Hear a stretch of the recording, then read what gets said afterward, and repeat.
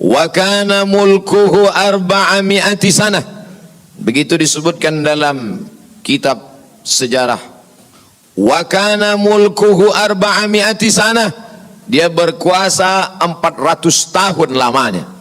Penguasa tunggal syarqan wa gharban, dari mulai belahan timur dunia sampai ke barat, tunduk dalam kekuasaannya. Lalu kemudian datanglah Nabi penyeru kepada tauhid, menghadap penguasa yang hebat, raja segala raja di atas dunia. Menyembahlah kepada Allah. Lalu apa jawabnya? Dengan sombong dan angkuh dia berkata, Arabbun ghairi, Arabbun ghairi, adakah Tuhan lain selain aku? Adakah yang lebih berkuasa di dunia ini selain aku? 400 tahun membuat dia merasa bahwa dia Tuhan, sampai-sampai keluar dari mulutnya, Arabbun ghairi, adakah Tuhan selain aku? Lalu kemudian apa yang terjadi? Allah subhanahu wa ta'ala mengirimkan ba'udah. Dalam Al-Quran Allah mengatakan tidak malu menciptakan ba'udah, nyamuk. Innallaha la yastahyi ayyadriba masalam ma ba'udah. Allah tidak malu menciptakan seekor nyamuk. Wa ma fauqaha, lebih kecil daripada nyamuk. Apa yang terjadi? Nyamuk itu masuk ke dalam lubang hidungnya, terus ke dalam batang hidungnya, sampai ke otaknya, dan nyamuk itu pun menggigit otak di kepalanya. Lalu kemudian dia mengambil martel memukul-mukul kepalanya, sampai orang-orang di sekelilingnya menyangka dia gila, sampai dia habis usaha, makin sakit, tak dapat dirasakan, tak dapat diceritakan, tak dapat diungkapkan bagaimana rasanya, dan akhirnya dia pun mati. Dicatat dalam sejarah, dia bernama Namruz. Begitu Allah bercerita tentang orang-orang angkuh dan sombong. Dia tidak mati disambar petir, dia tidak mati ditimpa batu besar, dia tidak mati karena sesuatu yang hebat, tapi dia mati karena makhluk yang hina, yang kita pun dapat membunuhnya dalam satu kali tepukan. Berpuluh nyawa nyamuk akan mati.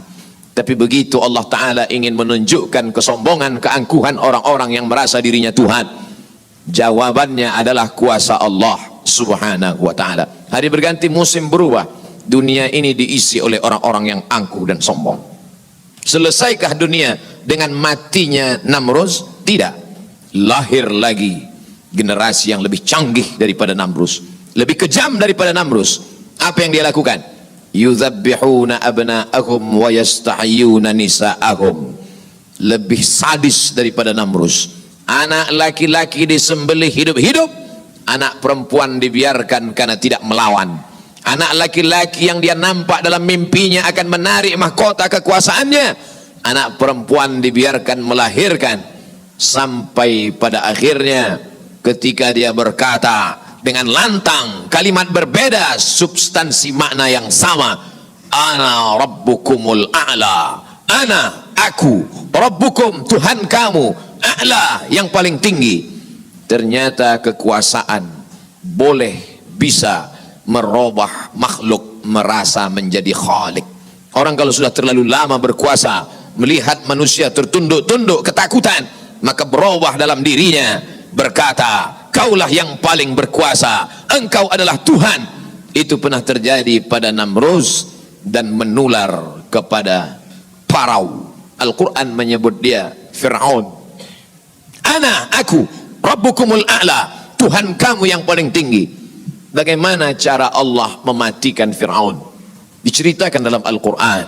Falamma adrakahul gharaqu, ketika dia tenggelam di tengah laut merah, masuk air itu ke dalam tenggorokannya dan masuk ke dalam lehernya, terus ke dalam dan masuk ke dalam paru-parunya. Sebodoh-bodoh anak kecil tidak akan ada air masuk ke dalam paru-parunya. Anak kecil yang belajar minum, kalau sampai air masuk ke dalam saluran nafasnya, dia pasti akan tersedak. Tersedak adalah kuasa Allah. Kenapa? Karena ada saluran nafas, ada saluran minum, Udara tidak akan mungkin diisi air, karena kalau sampai air masuk ke saluran udara, maka hancurlah paru-paru. Allah ciptakan satu kuasa bernama tersedak. Tersedak adalah kuasa yang paling ringan. Anak kecil yang tak ada daya upaya pun pasti akan tersedak. Tapi Allah ingin menunjukkan kepada Fir'aun, jangankan untuk menggenggam dunia, jangankan untuk membunuh Musa, jangankan untuk mengejar Bani Israel, untuk tersedak pun kau tak kuasa, wahai Fir'aun. Apa yang terjadi? Fir'aun mati. Kenapa Allah mematikan Fir'aun dengan air? Kenapa tidak dengan batu? Kenapa tidak dengan petir yang menggelegar? Mengapa dengan air? Karena dulu bayi yang tak berdaya itu dihanyutkan ke tengah air. Wa auhayna ila ummi Musa, kami wahyukan, kami ilhamkan, kami bisikkan ke hati ibu Musa, an ardi'ihi, susukan anakmu. Fa in khifti alaihi, kalau kau takut anakmu ini akan disembelih Fir'aun, fa alqihi fil yammi, hanyutkan dia ke sungai. La takhafi, jangan kau takut, wala tahzani, jangan kau sedih, inna radduhu ilaiki, kami akan mengembalikannya kepada engkau sesuai dengan cerita yang kami kehendaki. Wa ja'iluhu minal mursalin, dan kami akan menjadikan dia salah satu daripada rasul yang kami pilih. 5 di antara rasul itu, salah satunya adalah Musa alaihi salam. Musa, bayi yang tak berdaya, dicampakkan ke laut, dicampakkan ke sungai Nil, selamat.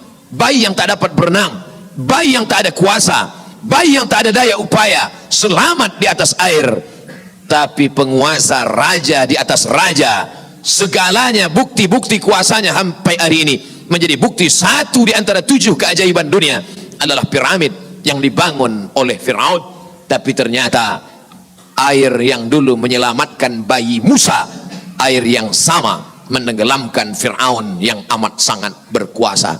Sekali lagi Allah ingin bercerita kepada manusia bahwa mudah bagi Allah melenyapkan makhluk-makhluk yang sombong, yang merasa diri gagah perkasa, manusia yang terkena penyakit amnesia, terlupa bahwa dia hanyalah makhluk, paru-parunya ciptaan Allah, udaranya titipan Allah, hembusan nafasnya dan tarikannya semua atas kuasa Allah. Mestinya dia berkata, la haula wa la quwata illa billah.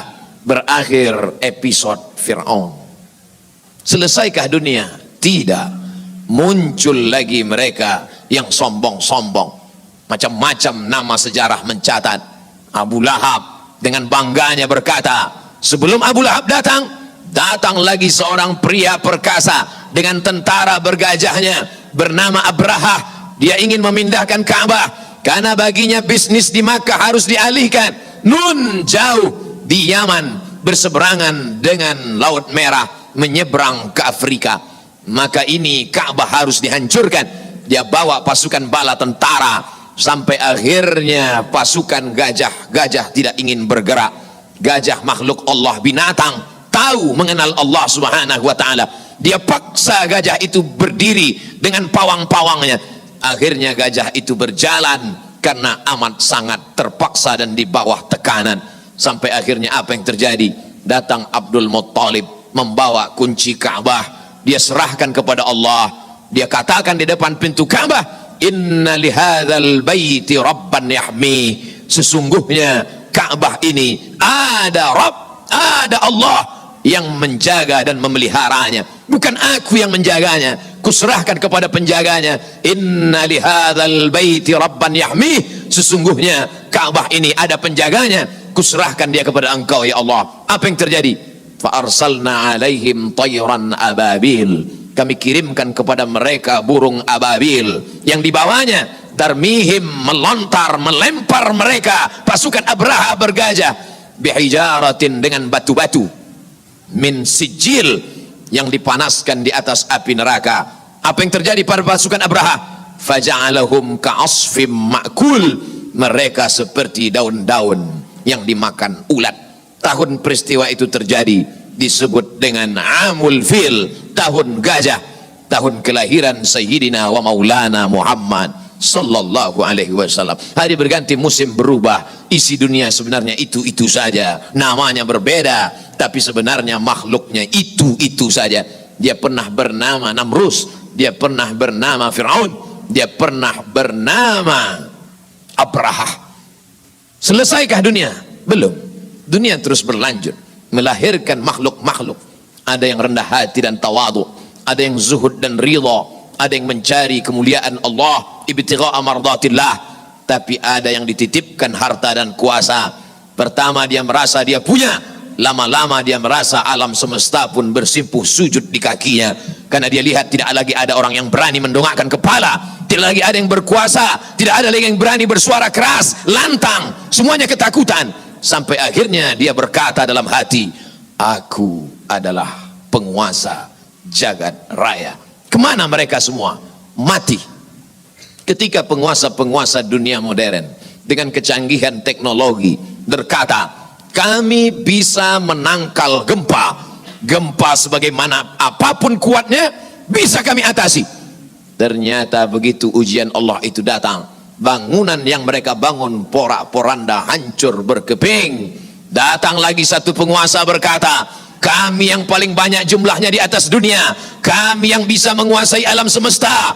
Mana itu Tuhan? Mereka tak pernah mengenal Tuhan, karena mereka adalah komunis, karena mereka adalah ateis. Bagi mereka agama itu hanyalah candu.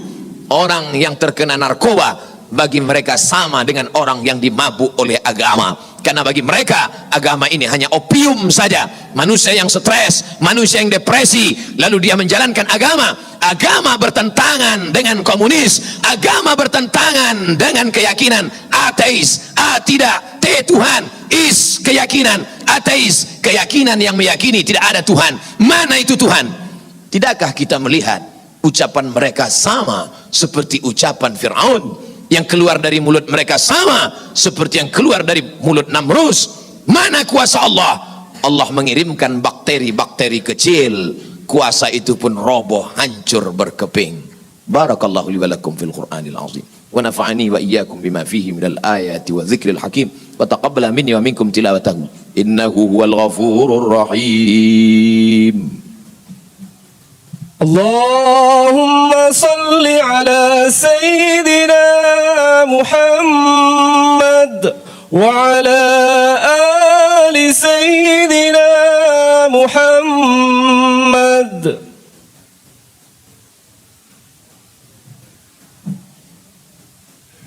الحمد لله الذي بنعمته تتم الصالحات، والصلاة والسلام على سيد السادات وعلى آله وأصحابه أهل الفضائل والكرامات.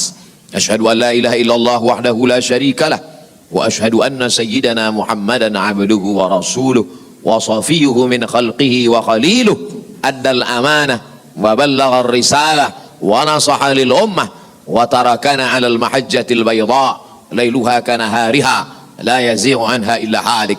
قال الله تعالى في القرآن العظيم وهو أصدق القائلين: أعوذ بالله من الشيطان الرجيم، بسم الله الرحمن الرحيم، والعصر إن الإنسان لفي خسر إلا الذين آمنوا وعملوا الصالحات وتواصوا بالحق وتواصوا بالصبر. وقال تعالى في آية أخرى: إن الله وملائكته يصلون على النبي يا أيها الذين آمنوا صلوا عليه وسلموا تسليما. اللهم اغفر للمسلمين والمسلمات والمؤمنين والمؤمنات الأحياء منهم والأموات برحمتك يا أرحم الراحمين. اللهم أعز الإسلام والمسلمين واخذل الكفرة والمشركين ودمر أعداءك أعداء الدين. اللهم انصر إخواننا المجاهدين المستضعفين في فلسطين. اللهم انصر إخواننا المستضعفين في أيغور. اللهم انصر إخواننا المجاهدين المستضعفين في كل مكان من مشارق الأرض إلى مغاربها. اللهم انصرنا على القوم الكافرين، اللهم انصرنا على القوم المنافقين، اللهم انصرنا على القوم الظالمين، اللهم انصرنا على القوم الفاسقين. لا تدع لنا في مقامنا هذا وفي ساعتنا هذه ذنبا إلا غفرته، ولا هما إلا فرجته، ولا دينا إلا قضيته، ولا مسافرا إلا وصلته، ولا مريضا إلا شفيته، ولا حاجة من حوائج الدنيا والآخرة لك رضا ولنا فيها صلاح إلا قضيتها ويسرتها يا أكرم الأكرمين. عباد الله، أوصيكم ونفسي بتقوى الله وطاعته فقد فاز المتقون.